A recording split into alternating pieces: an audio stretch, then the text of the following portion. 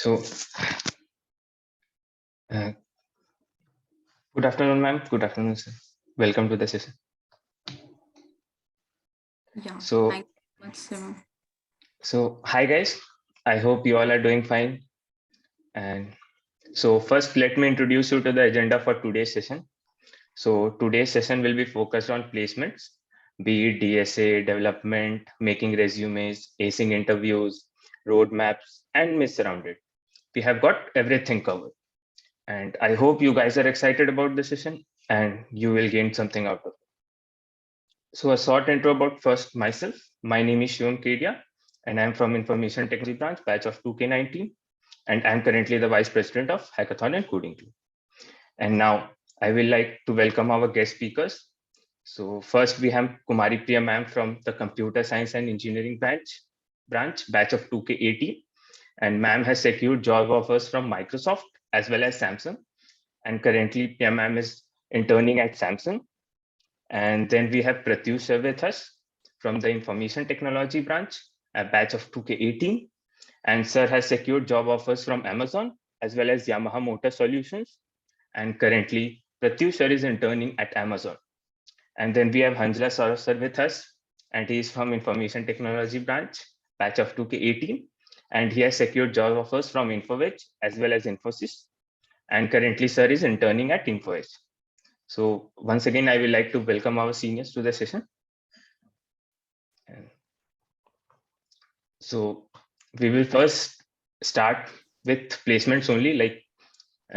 First, I will ask Priya ma'am. So how was her placement process looked like for both the companies? Yeah. So first of all, thank you so much, Shivam, for inviting me today for this session. So first of all, I would like to go on with the placement process. So as you mentioned, so first of all, I would like to go on with my Microsoft offer. So in the placement, this is one of our off-campus placement that I got to know in the month of October.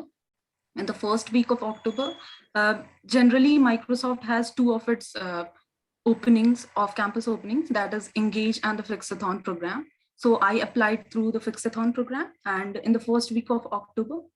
And after that, there were different phases of this program. And the program was whole of around 2 months. And in the last week of December itself, I got the offer for internship as well as the full-time role.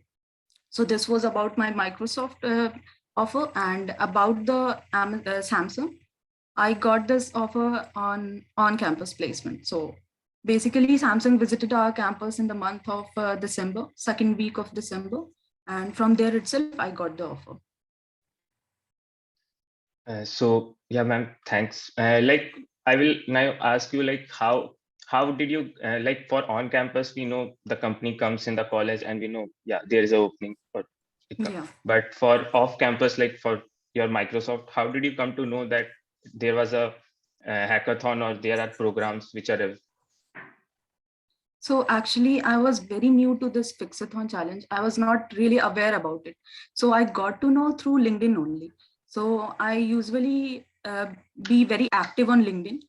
So from there, I got to know that there is an opening that Microsoft Fixathon program is going on, and it is for the final year students. So I applied through there, and basically the eligibility criteria was that it was for the final year students. Other than that, the Cgpa criteria was above 8.5, and the students, the candidates should be from the branch CS, IT, and EC.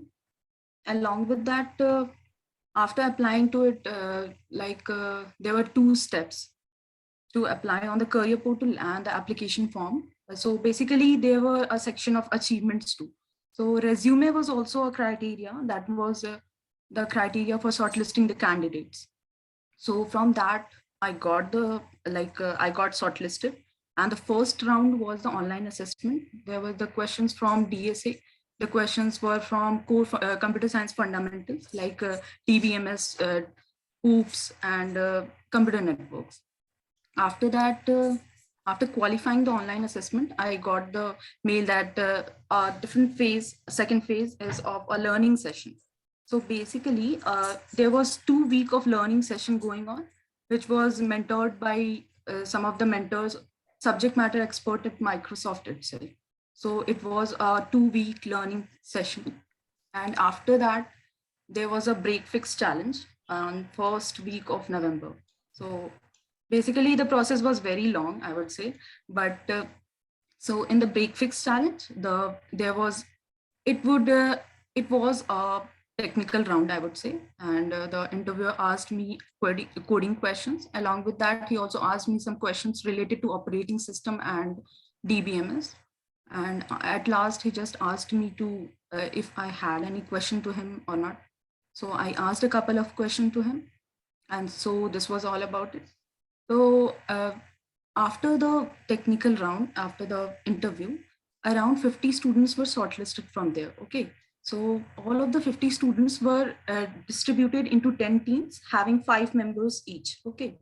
So there was a hackathon that was of 72 hours. That means 3-day hackathon period. We were also assigned 2 mentors for each team. And we used to have a meeting. Every day we had 2 meetings during the hackathon period. After that, a semi-final round was being conducted. A project was being given to us having 3 subtopics, and we put our first subtopic as our project. And then after, in the semi-finals, we had to present the presentation. It was of 40 minutes, and then a Q&A session was of 10 minutes. So overall, it was, after qualifying, my team got shortlisted, and 5 of the teams were shortlisted for the final round. The final round was conducted the very next day. And in the final round, again, a PPT presentation was there. So it was of 20 minutes and then 10 minutes for the Q&A session. After that, my team got shortlisted as we were awarded as the second position, first runner-up. So basically, it was not that if you win the hackathon, then you are going to get the offer. In this challenge, the mentors were also judging you upon your contribution. Like while you were working in the 72 hours of the hackathon period, they were also judging you upon the leadership skills, how you are contributing into your team. So that was also a criteria. So after that, I just got a call after a week from the HR that I'm going to have an interview round again. So after a week, I got a call, and the next day, HR and managerial round was conducted. It was of 20 minutes only. So I would consider it was a formality for me. Like after that, those students got the call, all of them got the offer. So it was just, and after that, last week of December, I got the offer that congratulations, you have been shortlisted and you have got the offer from Microsoft, full-time role too. So this was my Microsoft journey. Yeah, well, I would only say like we think that placements are only for like give stress on, but listening to your Microsoft journey, like how did you get placed? So it seems like this was also a fun part. Like, did you enjoy the process?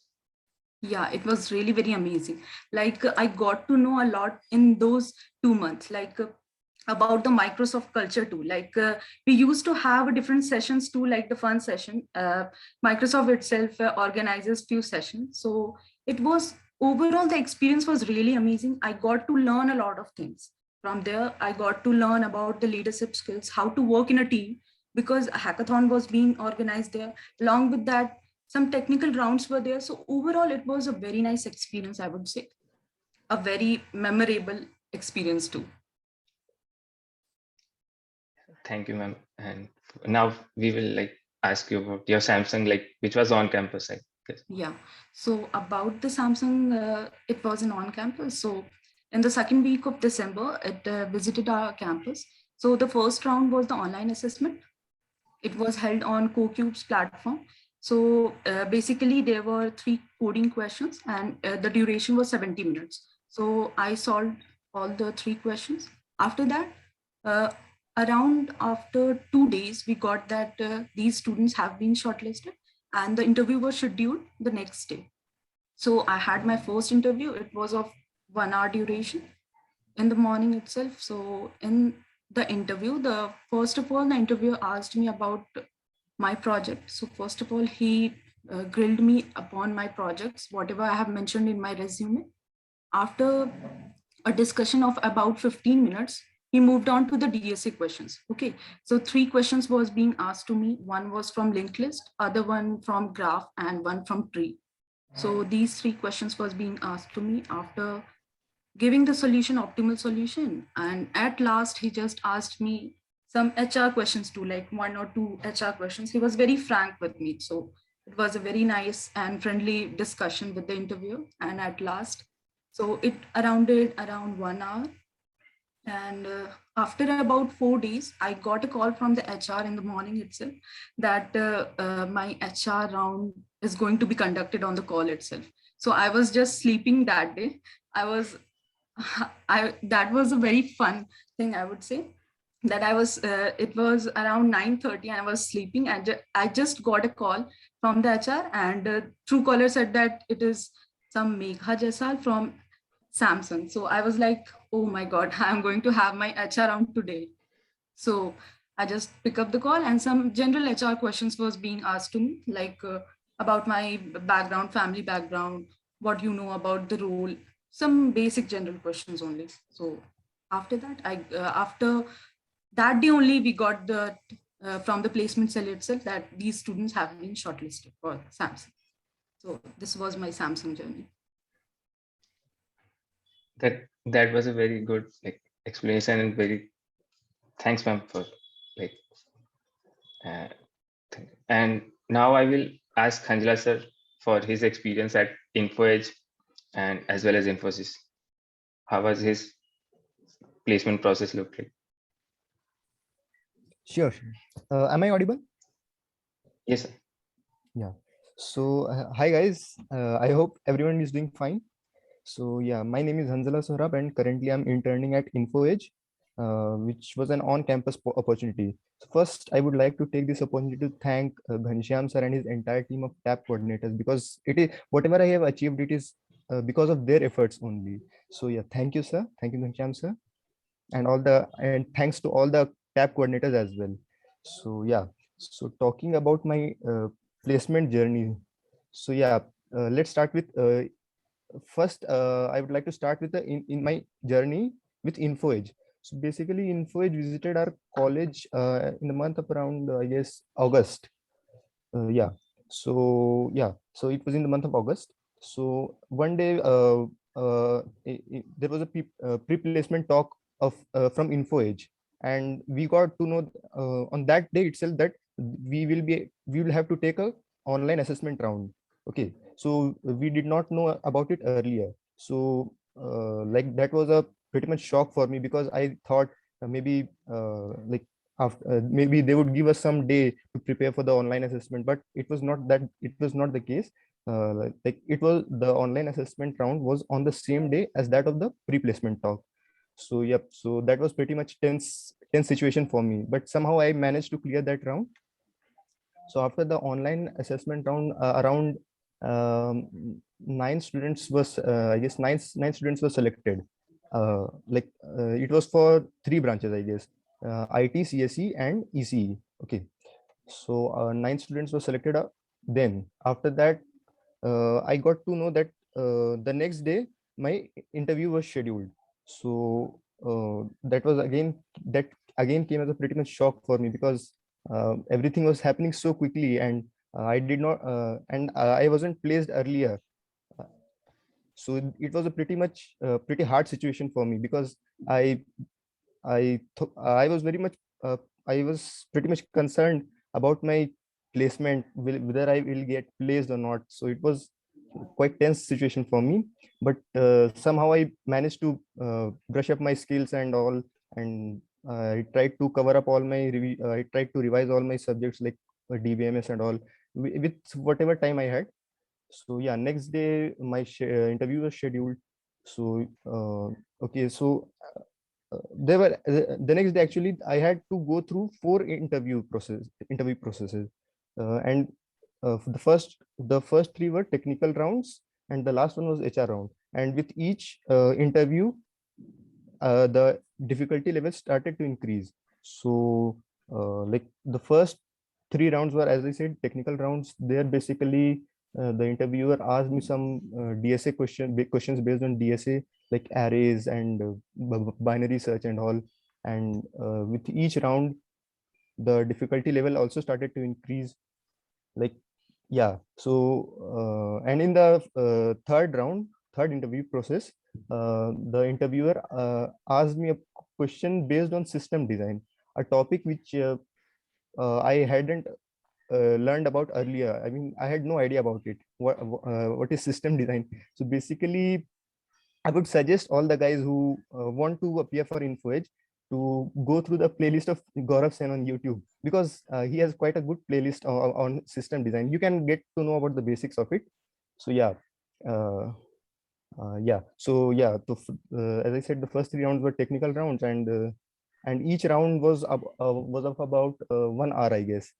So that was a pretty tense day for me, pretty stressful day for me. But at last, when I cleared all the three rounds and reached the HR round, that gave me a little satisfaction, a little sense of satisfaction that yeah, maybe I will get selected. But still, I wasn't sure about that. I was still very much tensed about the situation. But after a few days, I got a confirmation that I have been selected, and it felt quite nice that I was the only student to qualify for to get selected at InfoEdge. So yeah. And so yeah, this was my journey about InfoEdge. Now talking about Infosys,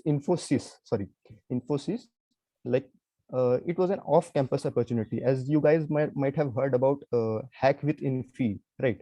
So basically, it is a competition organized by Infosys itself, wherein the first round is a coding contest, you can say. Like, there are several coding contests, wherein you will be given around 3 to 4 questions, and you have to solve them in a matter of 2 or 3 hours. Okay, so the first round of Hack with Infi was scheduled in the month of around I guess May.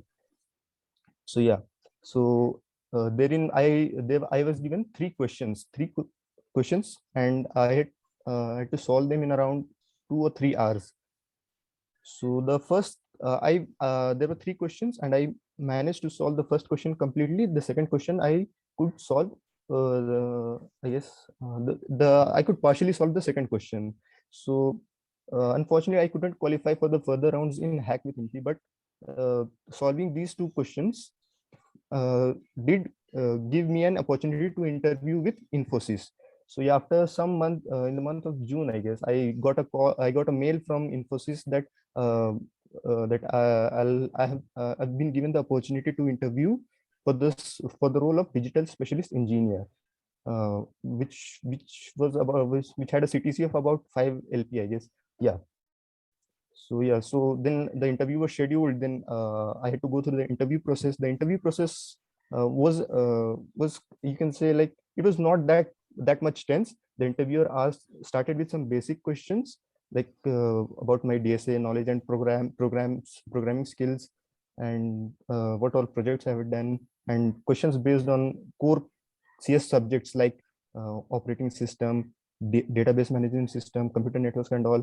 So yeah, so at Infosys, I had to go through only one interview process. So and after a few days, I got another mail from Infosys that I had been selected for the role of digital specialist engineer. So actually, that was the first uh, placement that I had received, and it was an off-campus opportunity.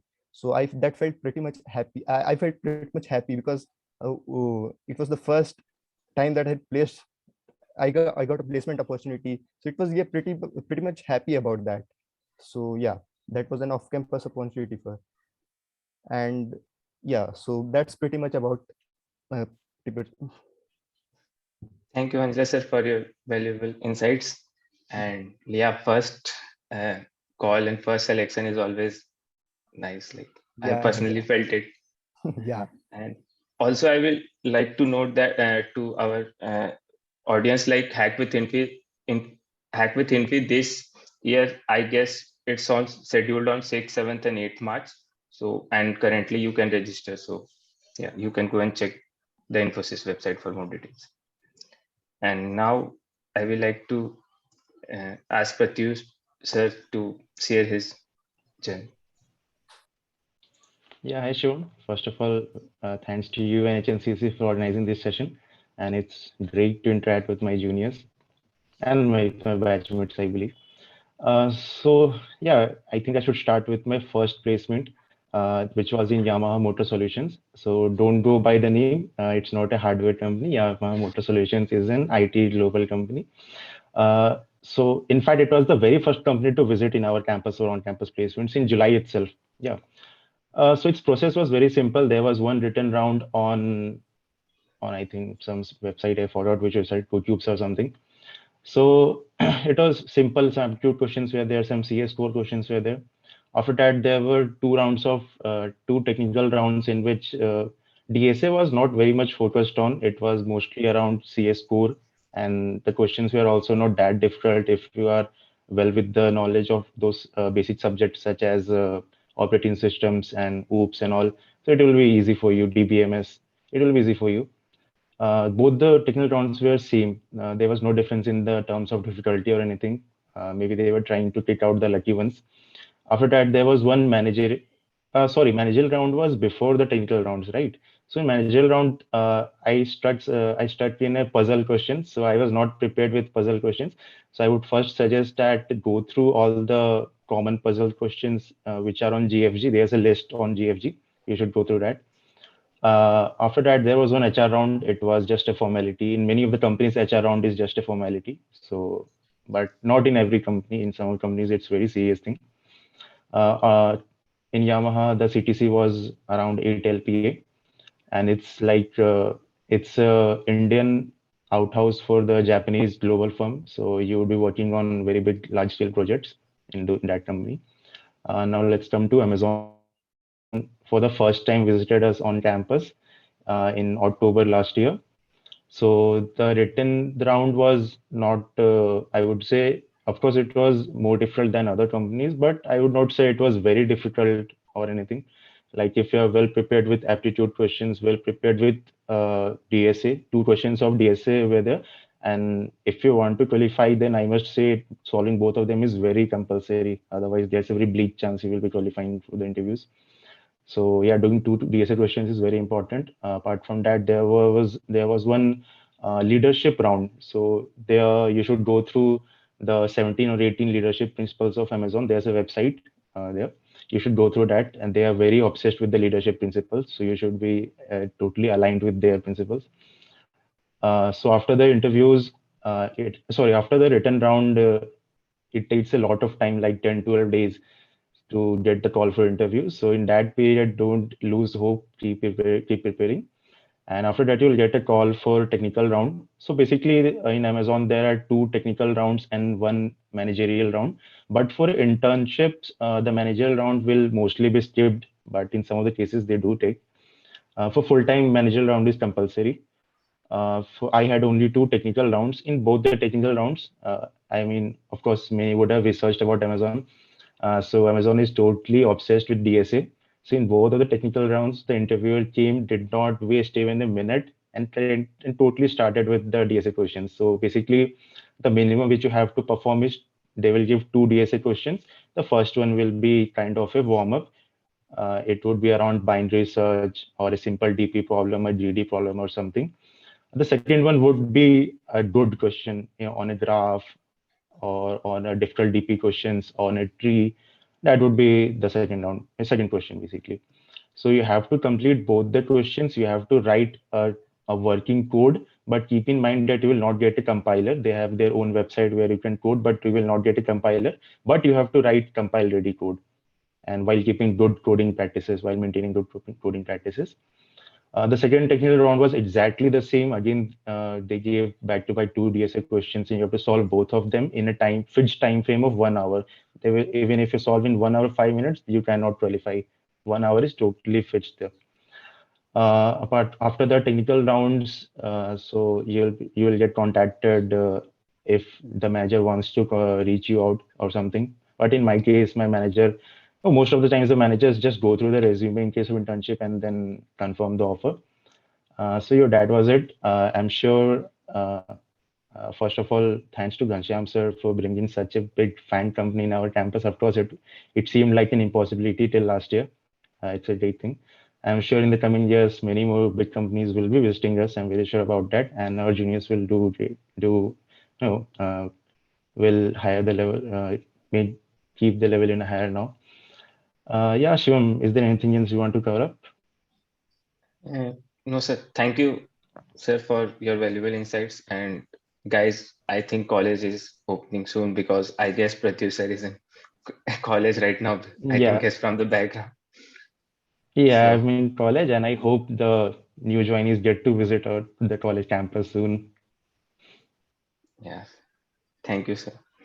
Yeah. So now I will uh, I will ask from my speakers how if we ask like how to ace the technical rounds, which comprises mostly of coding rounds.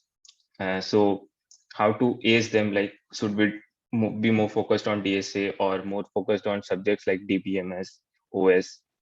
So anyone?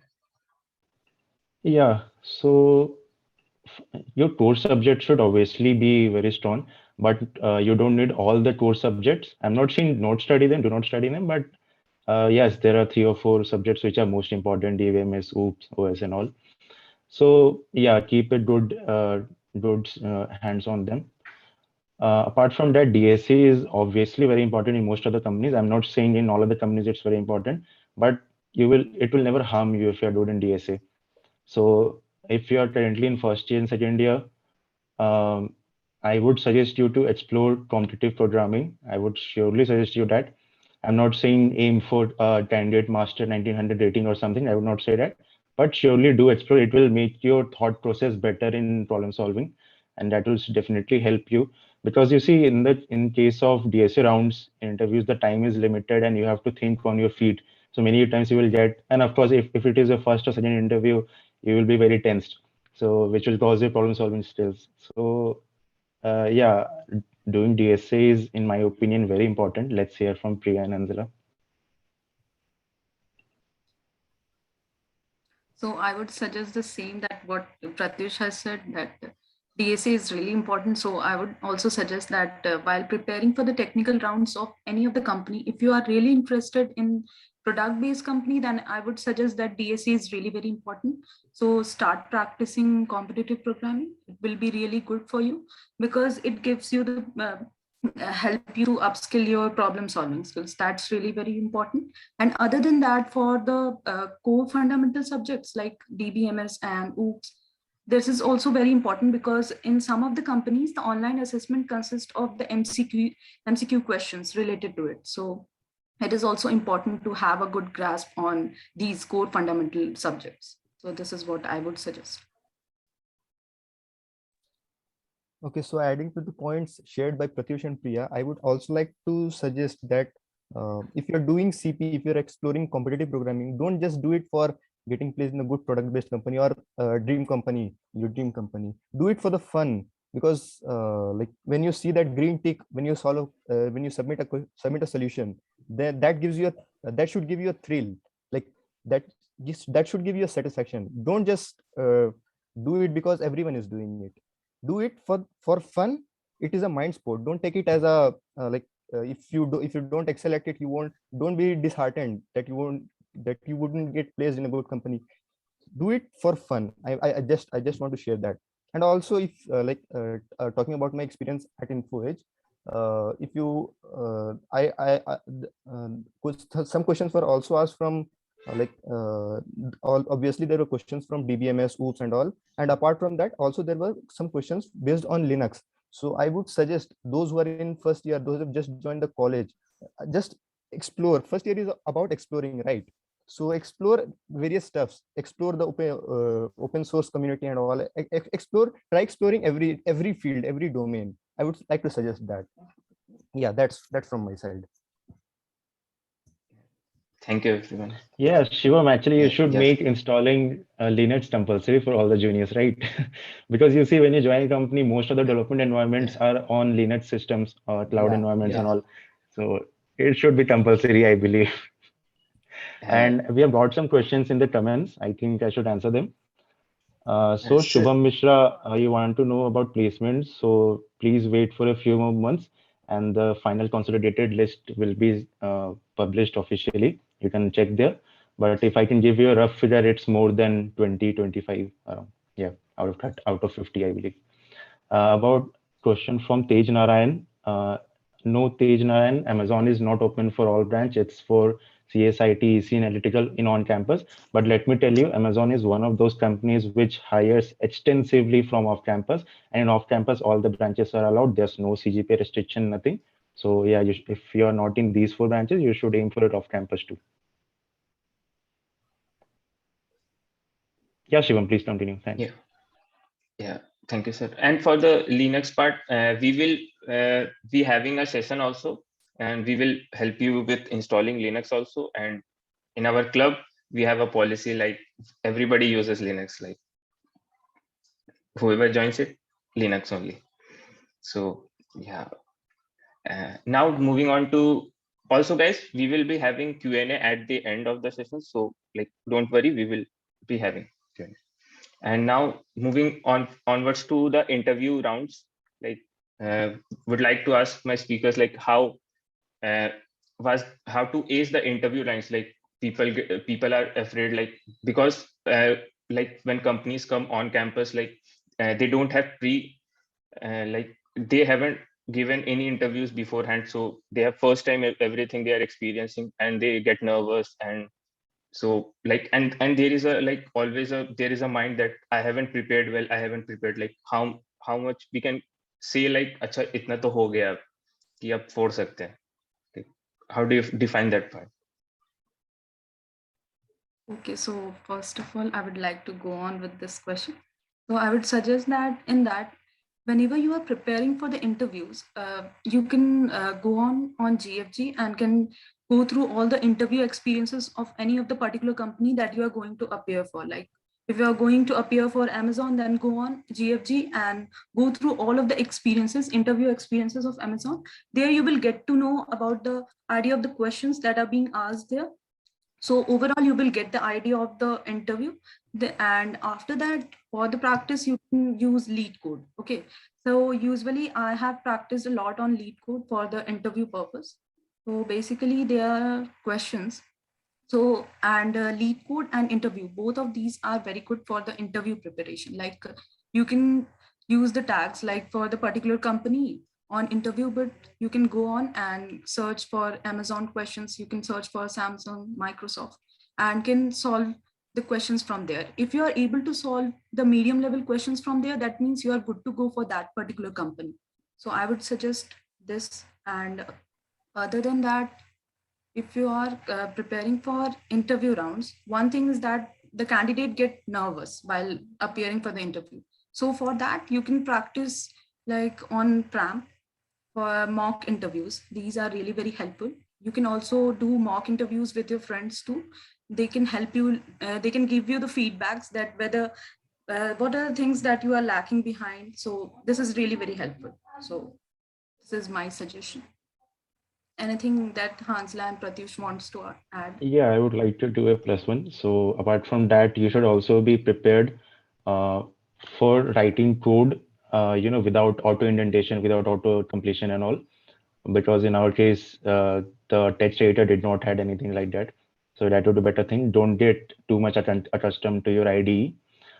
If till your time, if this all corona thing dies off, and for junior Samsung, if the corona thing dies off, you will be giving interviews offline. So in that case, you may have to write code on a piece of paper or on the whiteboard. So in that case, yeah, do practice it well, because it's not an easy thing. You cannot make mistakes on a paper. So that is one thing we should prepare with. Hanzala, anything from you? No, nothing. You guys pretty much covered it well. Thank you, everyone. And yeah, I will also like to focus on that point. Like, don't get accustomed to your ID, because it personally happened with me. Because what happens, like, we have like the guys who basically do CP, like they have get accustomed to using various data structures. And when there are like you don't have these sets of, like, you don't know what are the functions which are available. You just Google it in competitive programming because they allow it. But when there are companies also on the coding rounds also, they don't give you because the screen is in full mode, so you cannot Google it anything. So you won't be Google the functions of anything, like you don't know how to find a key of the asset. So in a CP context, you will be able to Google and just find out, and we have that habit. But in an actual coding round as well as interview, you don't get that. So yeah, that's a very big problem. So you should be you can either turn off the suggestions in the ID, or like try an online compiler which doesn't have that feature auto. So now moving ahead, like now we will be moving out some common questions which are like which have everybody has in doubt, like once at a time. And that the first question will be like DSA based development. Like it's a very like this is a topic which trends every month in LinkedIn, I guess, and like everybody has personal opinions about it. So I will like our speakers, so what they have in their mind for this topic. Yeah, I'll go first. So, of course, as you said, it's a very opinionated topic on LinkedIn and all. There are like two sides. One totally supports DSA and against development. So there is nothing like that. It is completely wrong. So I would just say do explore. Personally, I was very bad in development. I am still very bad in development. But I knew that if I do not have good projects in my resume, then I need to focus on companies which do not focus on good projects, which is Amazon for now. So you should know what you are good at. If I was good at development, then I would have focused on startups more. Uh, so I would not suggest you to. I would suggest you to keep a good balance. If you A good strategy would be if you are able to cover DSA in the early years, like in till second year, I believe if you're able to do DSA well, then you just need to keep practicing DSA in time in a few days interval. But apart from that, you can focus on development too. Personally, yeah, I think that was a shortcoming on my side, and you should focus on development. You will get real world knowledge because after joining a company, you will not be doing DSA, you will be doing development. And currently, I'm facing problem in that. In fact, I have to learn a lot of new concepts which I should have learned in my college years. Yeah, Priya, Hanzala, anything?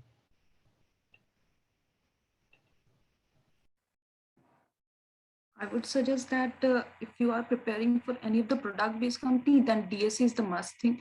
You should do it.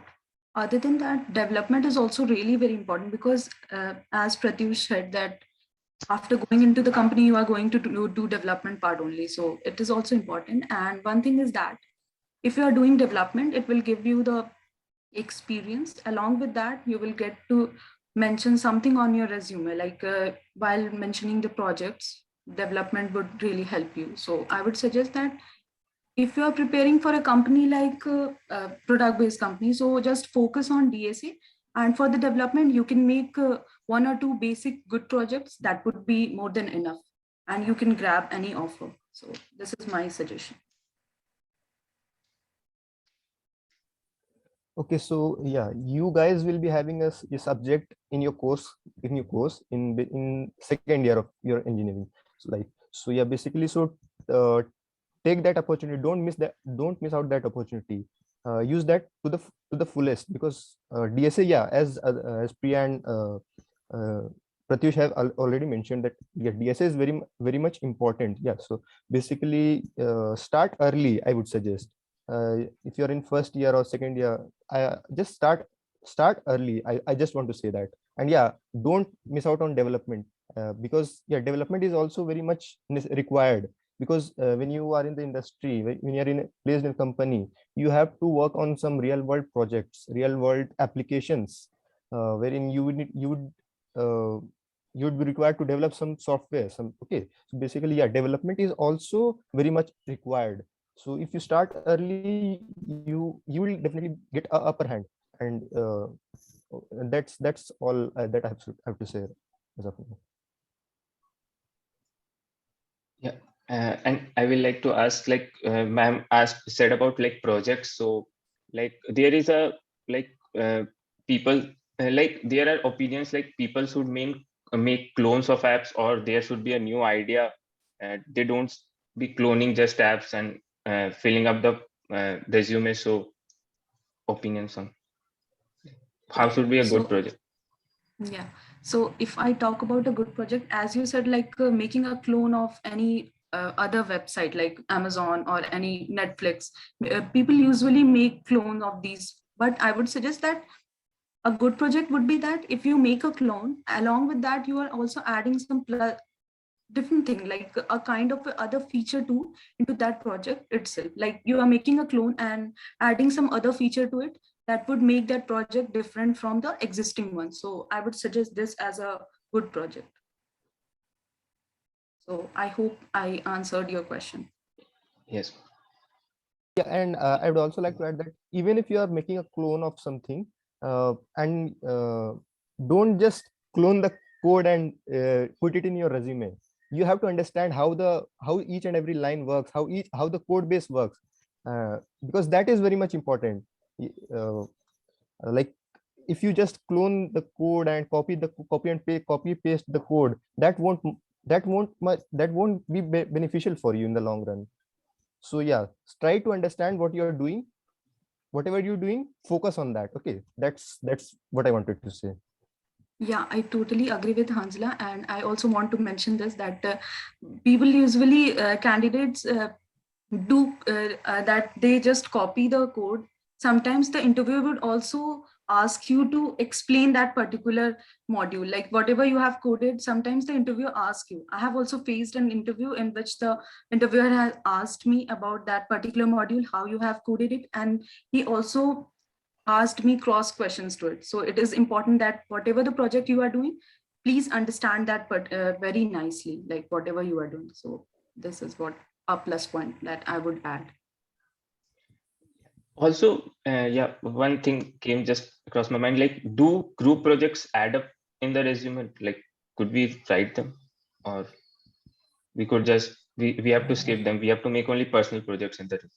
Yeah, you can. If you have a major contribution to that, you can definitely add it to your resume. I Yeah. don't see any harm in that. Like you suppose you have contributed But you should be honest, right?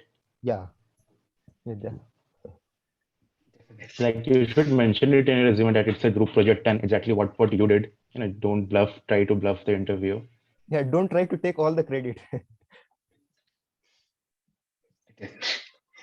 So now moving on to the internship parts, like for junior years, like second or third year, like there are offers from small startups, like various. So first, moving on to like offers from small startups which are tech based, like they are related to coding and they are good.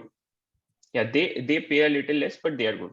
So should a student do that, or wait for some continue doing DSA and focused on their final placements, even if they are not getting internships from big tech companies? So should they be focused on small startups also, or they should be only looking for big tech and keep doing DSA? See, basically, internships give when you apply for an internship and suppose you get selected in a company. So basically, internships give you an experience about the real world projects that you'll be working on when you get placed in another company. Okay, so yeah, internship is basically for experience. So even if it is leave aside whether it is paid or unpaid internship, you do it if you see that it is beneficial for you in the long run. You get to learn new stuff and you are being mentored well. So try to do such internships and don't do internships just for certificate and all, because I see many people posting on LinkedIn and other platforms that I've done this internship from this place and all, and I don't see that those internships as beneficial. Try to do something that really enhances your skills, that gives you better experience, that because that in the long run that will definitely give you upper hand when you try for placement in other companies, your dream companies. So yeah, uh, internships can matter. Internships can give you a better opportunity. That's from my experience.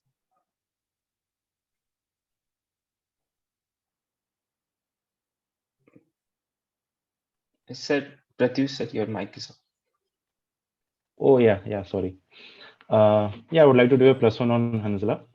Internships are very important for learning purpose, but I have got a question here that is internship important for on-campus placement?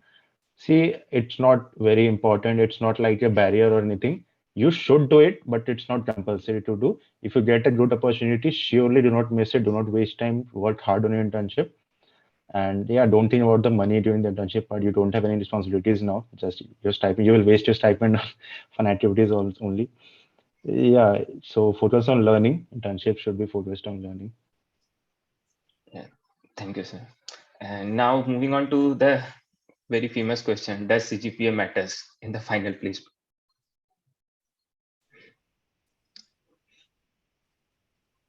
8 or 9 months now, I can personally say, I can surely say that if your CGPA is above 7.5, you are safe.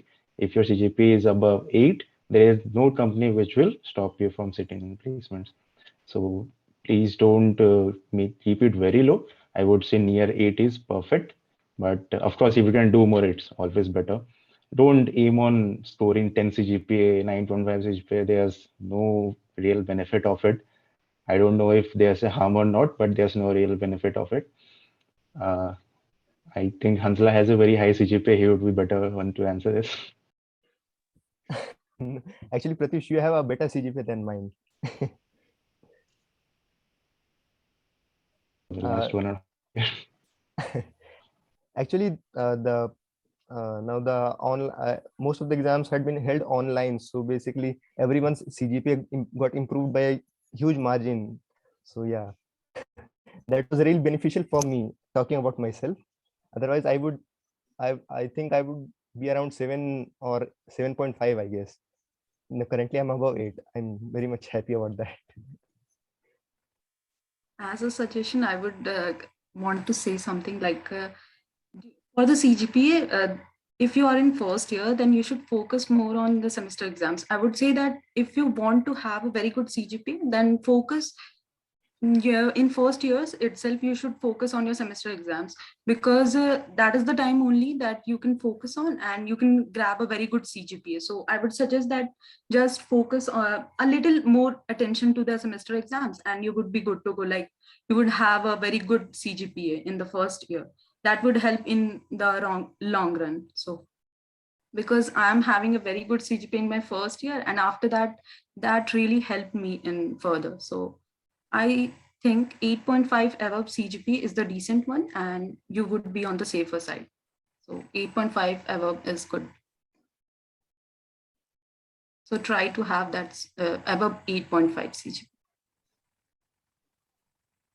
So now moving forward to there are wanted to ask like how was your placement journey for like there are specifically speaking there are many resources available. There are too much resources available, I would say. Like there is this. So how would you streamline the resources, or what are your personal suggestions? The resources we should use for the placement part. Yeah, so I'll go first. So I will tell you my journey from first year itself. So when we reached campus in our first year, the coding scenario was not what it is today. It was definitely not the same. And I would not name a company. I would not name the company, but one good company visited us, and none of the BITians could get into it. So that was a very demotivating factor for us first years that time. But then till the end of year, I think we had many good people who were really interested in this field. So I got motivated from then, and I started to explore. I started in fact, I am one who didn't even know any programming languages first year. So I started learning in my second semester also. I started doing some hacker rank questions and got happy to solving all the easy questions and all. So after that, after reaching second year, I met a few more people who were into competitive programming, and I too started exploring it. I was never very good at it, but I could figure out my way around questions. So in second year itself, the lockdown occurred, and of course, it's a very sad thing. The corona thing is, of course, very sad, but it gave me some lot of personal time and personal time to study. So I we researched a lot about how to get into product-based companies. DSA was the obvious answer. And yeah, I started lead coding. I would suggest solve questions of lead code. Lead code questions are very much aligned to product-based companies questions. So I started coding there and started exploring the hackathons too. That way, till the end of my fifth semester, that is in third year, I was somewhat good at DSA and somewhat not a noob in development part. So after in third year, let's say at the end of till the end of third year, I was trying to get an internship, but unfortunately, I couldn't crack any of them because not many companies visited us. One or two visited, but I was not able to crack them. So after that, I focused on preparing for placements itself. And actually, Shivam, you said that कब ऐसा लगता है कि अब फोड़ सकते हैं. So I think I never felt like that. I was always thinking that I'm far below the standard. But I think it's natural to feel that way, and you should not get overconfident with your preparation. You should be confident that yeah, I know something. I'm not very bad at, but yeah, always be humble about it. Apart from that, then after the Yamaha offer in month of July, so I was very much relaxed. I never expected a company like Amazon would visit. So I would not suggest anyone else to do that. Please keep preparing. Please try keep prepare. Focus on getting even better offer till you are in college. So abruptly, Amazon came, and then I got an offer in November, and currently interning there. So that was my whole preparation and placement journey.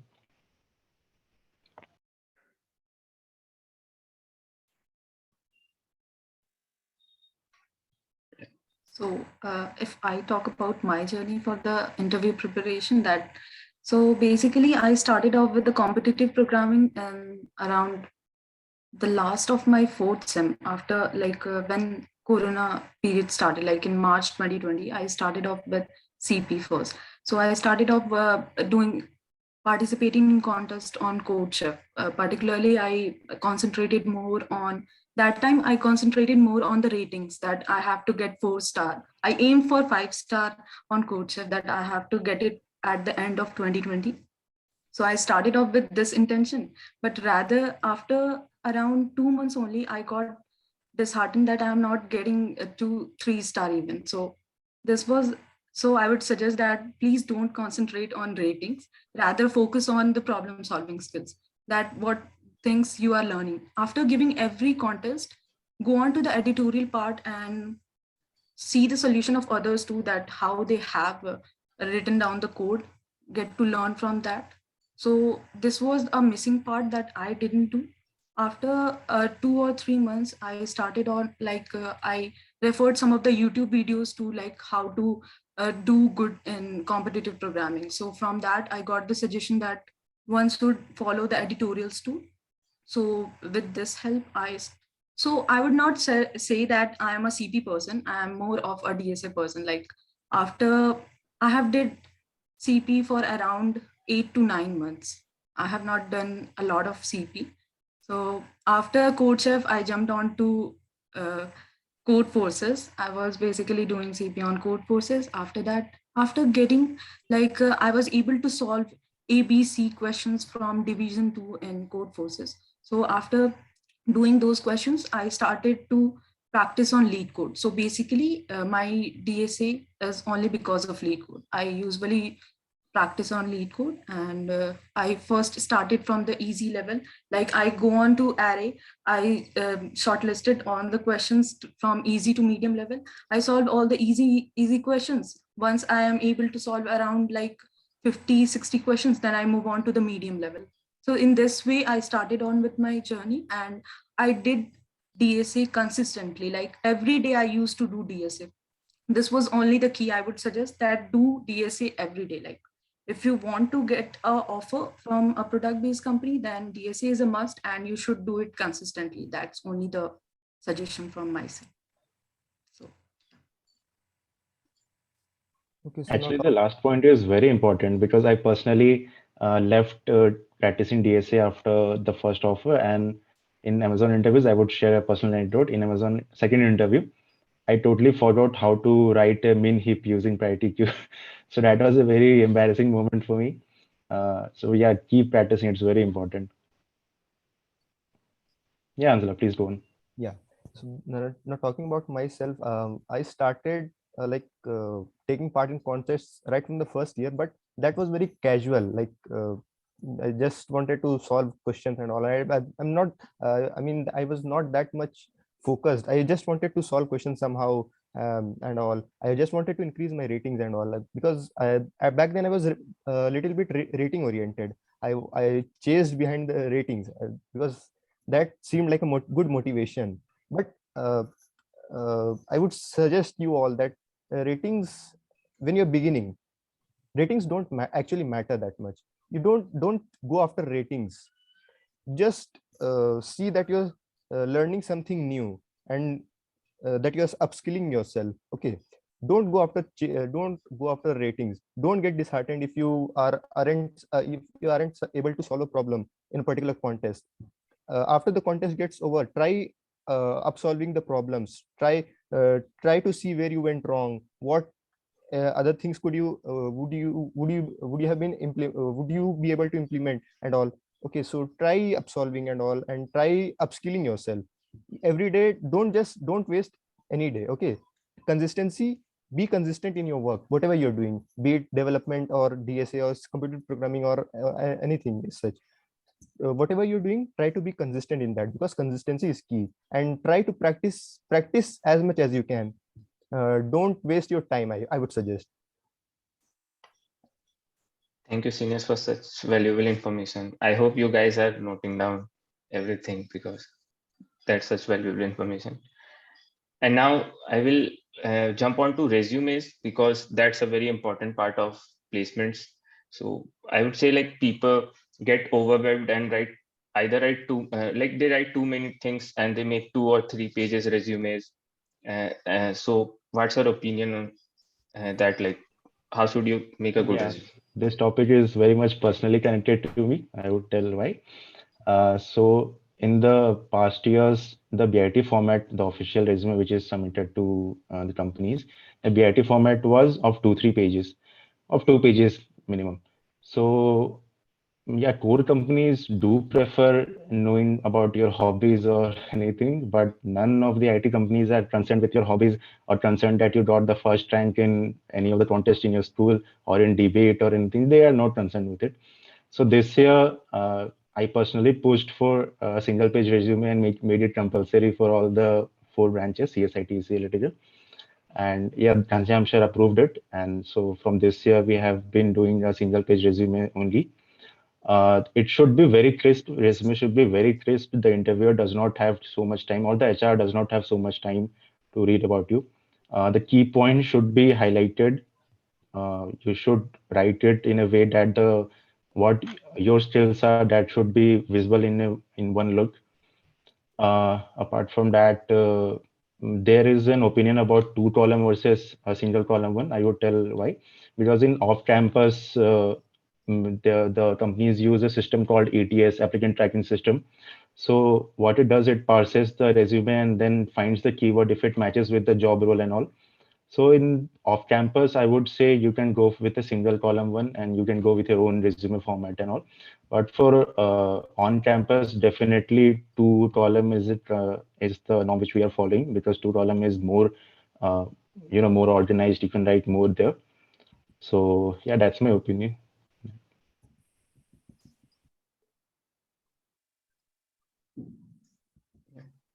I think Pratyush has covered a lot about resume, so I'm not having any other add-ons to it. Thank you, Pratyush sir, for giving us a nice resume. Like, I'm in third year, and like, I know you guys are in TAPSEL, and you have given us. I would say the resume which you have given is one of the best I have seen till now. Thank you. Yeah, it was not. I did not personally design it. Credit should be given to Anjani. Yeah, and Anjani, he personally recorded a video also for us to get Yeah. started. Yeah. Thank you.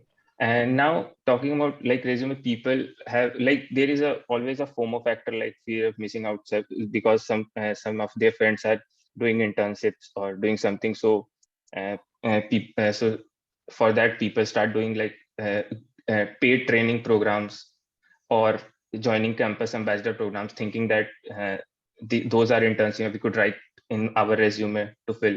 So opinions on that? Like, should we do it or not? Okay, so I would like to go on with this question.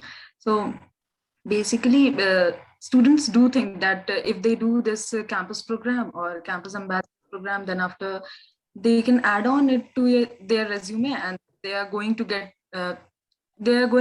their resume shortlisted for the companies.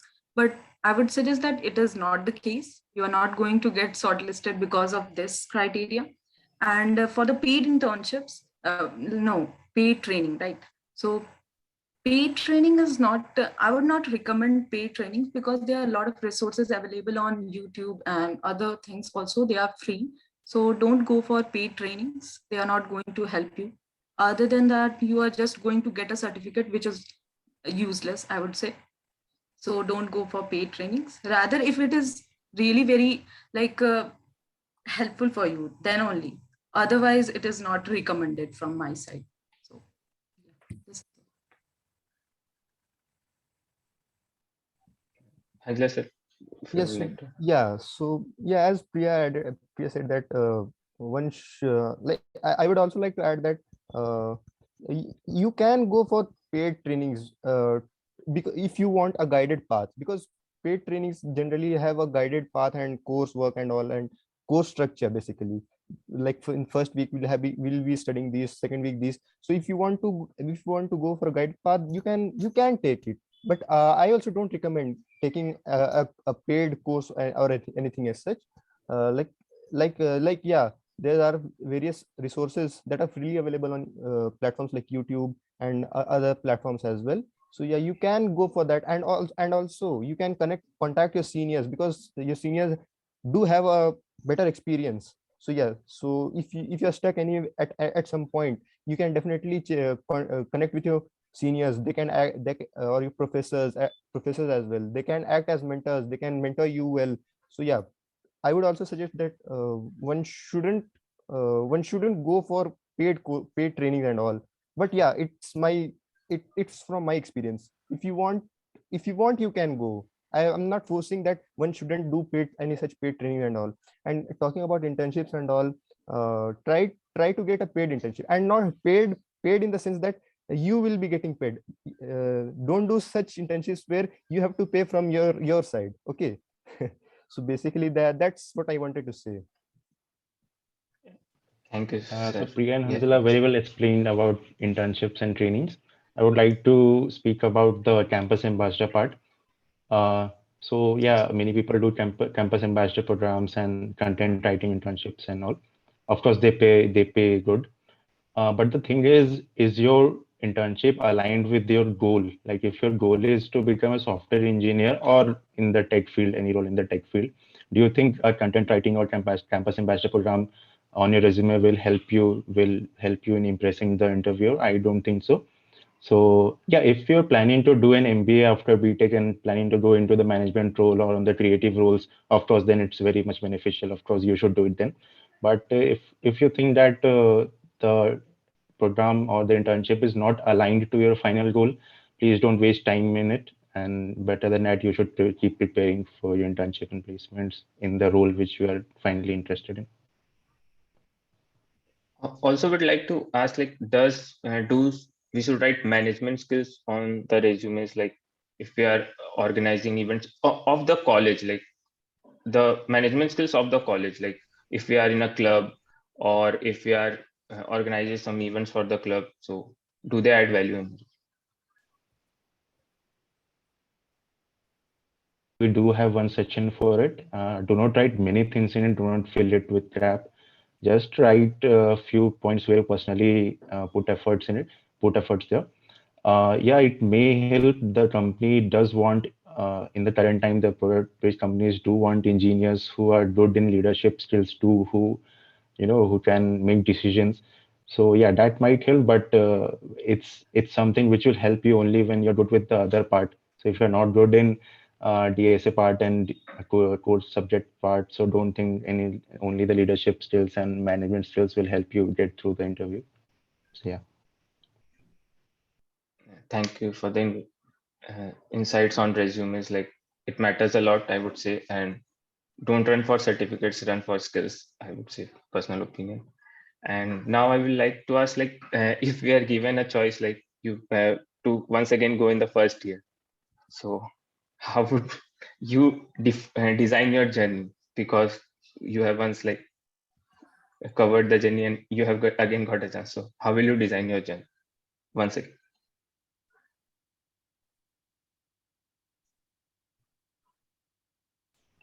So if I got a chance, I think I would like to, dive deep in all of the areas which I've explored. Like I would tell you, in first year we had a group. Shiva must be knowing the group. So we were exploring Linux and all. So I never really dived deep into it. I knew the basics, knew the workarounds, but I was, I don't have very good knowledge on all that. I I can do development, but I don't have very good knowledge on all that. I just think I'm good at DSA for now. So I think there is something which I should do if I get to do in first year. That please explore everything and then make a list of one or two things or three things which you're interested in and dive very deep in it. You should be completely proficient in those fields and do not focus on other things. Do not get a FOMO that someone is doing AI, someone is doing what, and do not get a FOMO and do not get feel odd one out. There's no need for that. If you're good at anything, you will get a good offer surely, or you might even start a startup. Anything is possible, but just explore everything. Ma'am, if you would like to. Yeah, so I would also like to add on few things like if a chance would be given to me to get back to my first year, then I would suggest that generally during my first year, I was mainly focused to get an offer from the product-based company. From the first year itself, I was aiming for that. So for that, I usually refer to YouTube channels and today also like students generally see a lot of YouTube channels and they are talking about that do DSA, do CP. That time also I was having that I should do DSA, I should do CP, but I was not consistent to that. So I would suggest that if you got to know about a particular platform, rather you can ask your seniors, mentor, anyone, and just get a guideline like how to do. I was not having the guideline like how to start on with DSA. I was really very confused. Sometimes I do hacker and sometimes I switch to code chef, sometimes I do code forces. So I was not having a particular a structured uh, road roadmap, I would say. So I would suggest that you can ask to your seniors. That time I was not having any seniors, so I couldn't ask them for any suggestion. So if I get the chance to be in the first year, then I would prefer to be consistent with DSA on a particular platform only. Like if I go on with code courses, then I will just stick to it and give contest regularly. After that, once I'm having that experience now, so I can give a particular guideline to my juniors too. So this is what I would suggest. Like you can ask me questions like now I'm having that particular roadmap, you can say, so I can suggest my juniors like what to do, and if you are stuck in any situation then you can ask me. Like, so this is what I would say. Thank you, ma'am. Hanzala sir, would like to add. So if I were if I were in my first year, I would basically in my first year I was a pretty shy kind of guy, which I am, but if I were in my if I were to go back in my first year again, uh, I would want myself to connect more with my seniors and to take their guidance, and yeah, and professors as well, because we generally take things for basically I took things for granted. Like in my coursework, I just studied a few days before my examination, and I didn't what do you call it? Yeah, I didn't go to the depth of that subject. I just studied for passing the examinations. So basically that is the part which I would want myself to improve upon. Like there were various very interesting topics like in my second year there was subject DSA, data structures and algorithms. uh, Basically I just studied it for passing. uh, so that was one mistake that I did. I should have uh, used it to the fullest, but I didn't do that. And yes, there were also other subjects like DVMS, operating system and all, which I just studied and I used to attend classes for the attendance only, not for gaining knowledge and all. So yeah, that is what I would want myself to improve upon.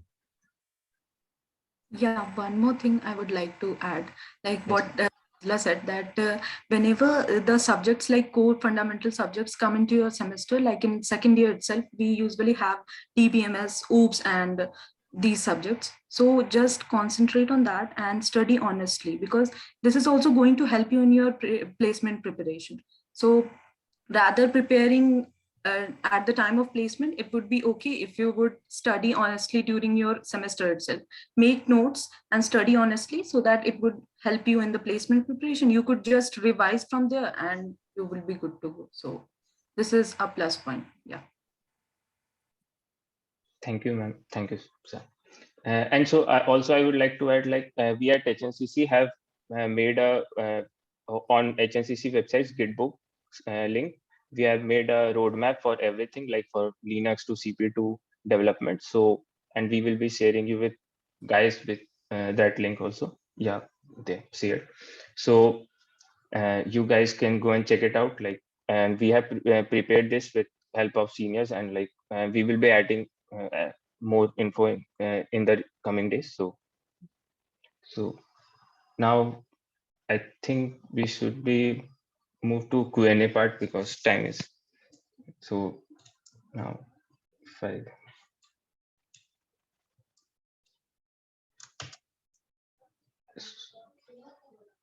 so okay. There is a good question: how to get referral for off-campus placements? Yeah, so for off-campus placements, I think the major source to get referral is through LinkedIn. So you should make good connections on LinkedIn. Yeah, and you should keep a crisp resume ready, and you should research about the role, and you should modify and optimize your resume according to the role. And then you should just ask any of the employees to refer you there if they find you suitable. Be polite, keep a good format about how you're going to ask about the referrals. And yeah, I think if your resume is good, then it will surely help you in getting referrals. Yeah, I think that's all from my side. Yeah, and one more thing, that while asking for any referral on LinkedIn, always mention the job ID. Like go to the career site of that particular job opening and note down the job ID. And whenever you are asking for the referral, just mention that in the format in whichever way you are asking for the referral, so that it would be easy for the person to get you referred. Okay, so this is what. Yeah.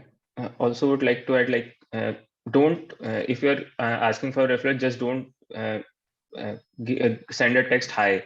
You send a proper text with everything, like your email and all. Just don't say hi and wait for the person to reply. Or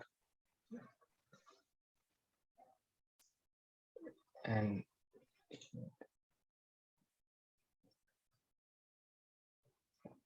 guys, if you have any doubts, you can write it in the chat section. And can you share the resume format? Yeah, we can share the resume format.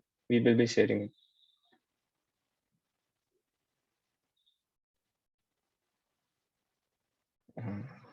Internship important for placement as a part of resume. So I think I answered it earlier. It's not compulsory. It's a good thing to have if you have good experience in the past. It's of course a good plus one, but it's not compulsory. It's not like you're not gonna get a good offer if you don't have an internship in your resume. It's nothing like that, especially for on campus. For off campus, yeah, I think having a good internship adds credibility to your skills. So yeah, if you get a good internship, there's no reason why you would not do it.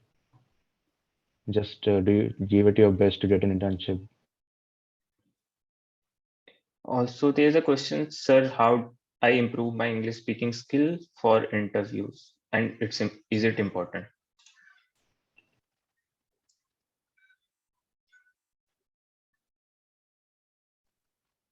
So, Sivan, can you please repeat the question again?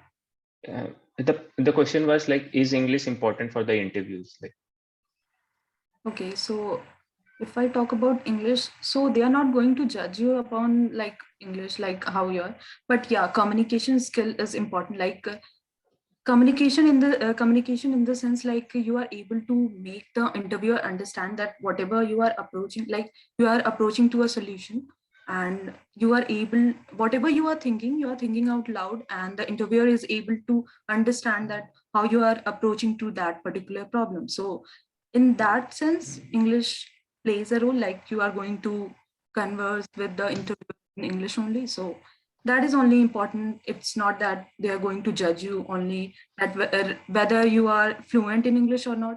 So yeah, it's not like you should be grammatically correct in English. It's not like that. You just have to show them your thinking abilities. It's just. also, there is a question, what is generally the duration for on-campus internships? So basically, you can do a summer internship after your second year and after your third year in the months of May, June, July. From this year onwards, we have a whole semester dedicated to internships in the final year, the eighth semester. You don't have any subjects, anything. You just have a project, which I think those who are doing internship will be substituted for. So yeah, that's the schedule. But if it's an online internship and the company does not want you to get an NOC or something from the college, so you can go for it if you can manage your time and your studies. You can go for it. I see a question about Google Summer of Code. I think HnCC had a Yeah. session on that too, right, Shivam? Yeah, yes, sir. We already. Yeah. Now, also, if any message to people who are not in CSIT branches, like there are questions related to, like, can they be get into tech field? They have good place. If anyone like. So I think tech field is the most inclusive field. Currently, there's no barriers on branches.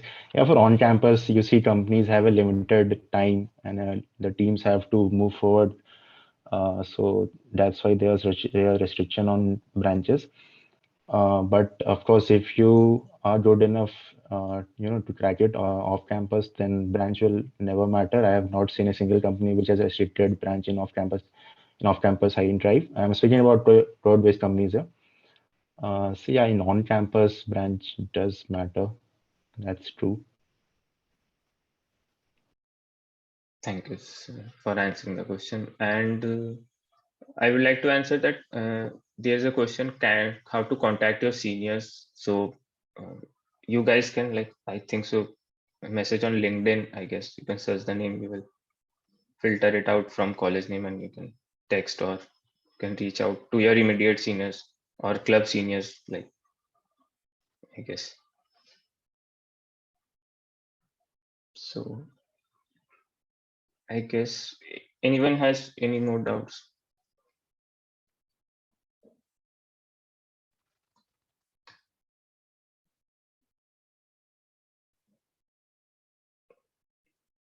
Okay, so I think think there is we missed one point. Yeah, Shivam, if you have a minute more. yes. I think I missed one point. Be ready for failures.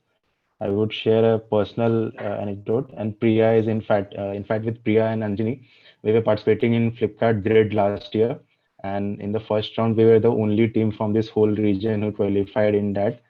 But due to some other engagements, we were not able to proceed with the second round. So yeah, be ready for that. That sometimes you're gonna miss opportunities which are huge, and you will feel bad for it.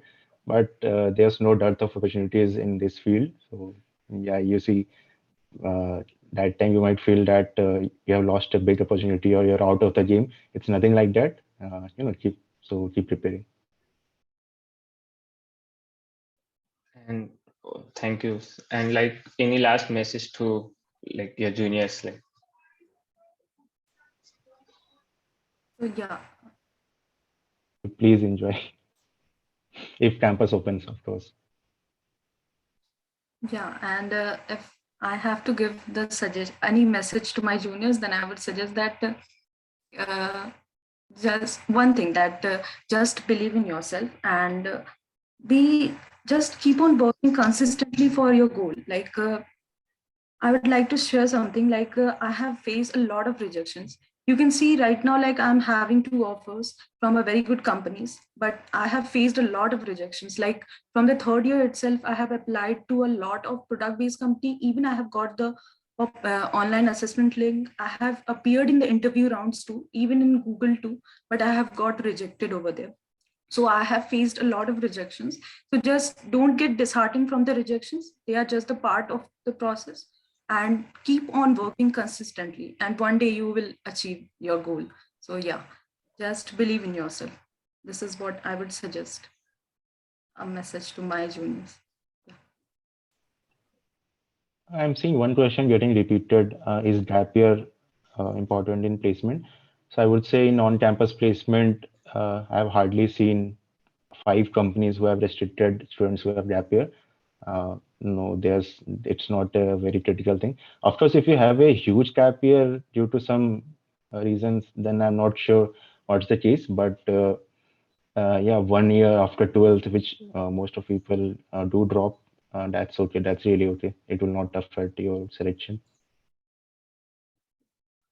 Thank you. And Hanzala sir, any message from your side? Yeah. So as already Priya and Pratyush have mentioned, try to be consistent in your efforts. Don't be lazy. Don't procrastinate things. Like do your courses properly, study properly, study in depth. Because and yeah, don't forget to enjoy the college life. Because live life to the fullest. That's all I want to say. Don't waste any moment. Don't waste any moment, so that don't have you so that you don't have any regrets later in your life. I just want to say that utilize your time to the fullest. That's from my side. I agree with you, sir. No regrets should have at the end. So I guess we should be ending the session. So thank you guys for joining the session, and thank you seniors for giving such insightful insights on how to prepare for placements, and wish you best of luck for your future endeavors. And I hope everybody liked the session, and we at HnCC will try to bring more such sessions for you in the future. And to the first year students, I wish you best for your college. So yeah, guys. Yeah, thanks, Shivam, and thanks, juniors, for being such an attentive audience. I'm sure you will track big things in life. There's no doubt about it. And you can see the exponential rate at which BIT is developing these days. I'm sure you will be a part of it. Yeah, all the best. Enjoy your college life. So Yeah, we will be ending at like famous. Oh yes. Yeah, no, yeah. no, So continue, sure. No, I was going to tell only BIT and the second to none. Only yeah, famous tagline. and I also see that I have started receiving a lot of connections on LinkedIn. So yeah, that's a that's a good thing. Yeah. So you gonna need the script written by Sally sir to accept the invitation on. Yeah. And yeah, all the best everyone, for the future endeavors. And yeah, that's all I have to say. Yeah, Thank you. thank you everyone, best of luck.